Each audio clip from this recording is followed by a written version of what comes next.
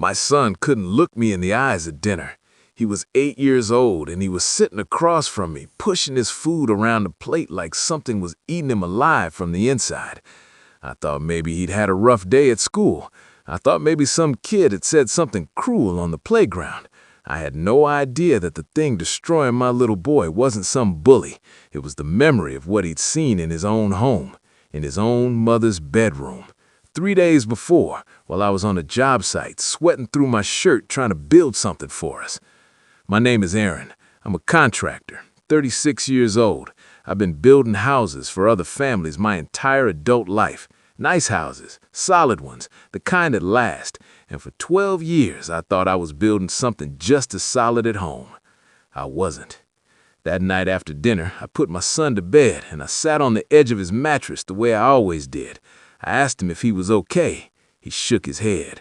I asked him what was wrong. He turned toward the wall. And then, in the quietest voice I've ever heard come out of a child, he said, "Dad, I saw something." He told me he had come home from school early because he'd forgotten his soccer cleats. He told me he let himself in through the back door like he always did. He told me he heard voices upstairs.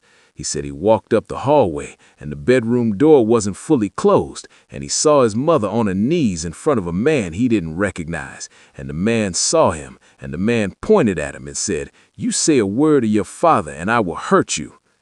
My son had been carrying that for 3 days. I didn't move for a long time.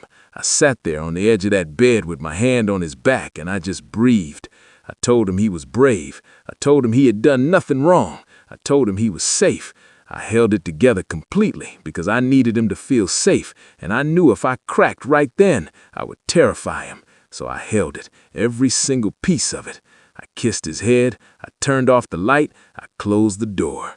And then I walked to the kitchen, sat down at the table, and stared at the wall for 45 minutes. My wife, her name was Nina, was visiting a sister that night, or so she said. By the time she got home, I was in bed with my eyes closed. She climbed in next to me and said goodnight, and I said goodnight back, and the two of us lay there in the dark like nothing in the world was wrong.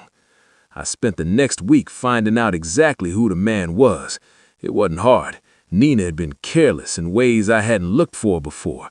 There were receipts I'd overlooked, patterns I'd excused, a name that kept appearing in small places, a coworker of hers named Brett. I found him on social media within an hour. Brett was the kind of man who posts photos of his truck like it's a personality. 43, divorced, sales manager at the company where Nina worked, and apparently very comfortable threatening children. That last part is what removed any hesitation I had left. I want to be honest here. There was a window, maybe 2 days, where part of me wanted to sit Nina down and have the conversation, where some old conditioned version of me wanted to save the marriage. I'd spent 12 years being the steady one, the reliable one, the man who fixed things instead of walking away from them. That instinct ran deep. But every time it felt me pulling at me, I thought about my son's voice, that quiet, terrified whisper, the 3 days he'd spent alone with that secret because a grown man had threatened him, and the instinct would go cold. I didn't confront Nina, not yet. Instead, I started making moves. The house was in my name. We'd bought it before we were married with a down payment that came from an inheritance from my grandfather. I'd always kept the mortgage in my name because Nina had bad credit when we met and we never got around to changing it. That had always felt like a technicality. Now it felt like armor. I called my attorney on a Tuesday morning and told him everything. By Wednesday, I had divorce papers drawn. By Thursday, I had filed. Nina didn't know yet. But Brett, I had a different plan for Brett. I didn't touch him. I want to be very clear about that. What I did was completely legal, and I thought about it carefully before I did it. Brett drove a newer truck, lifted, expensive rims, the kind of thing a man buys when he's performing for an audience. He parked it every night in front of his apartment complex. I had a friend, someone who works in auto insurance claims for a living, pull some public records on it. It turned out Brett had an unresolved lien on that vehicle from a previous financing dispute, something he'd apparently been dodging for over a year. I made one phone call to the right person. The truck was repossessed within a week. Then I called Brett's employer, not his current one, the one before. I had found something interesting during my research. Brett had quietly left a previous sales job under circumstances that weren't made public. I had a contact at that company, purely by coincidence. What that contact told me was enough to write a very calm, very detailed email to Brett's current HR department. I attached everything I had. I didn't editorialize, I didn't threaten, I simply presented documented information and let them draw their own conclusions. Brett was placed on administrative leave 11 days later. I also made sure word got around. Not through me directly, I'm not built for gossip, and I have no interest in performing for people.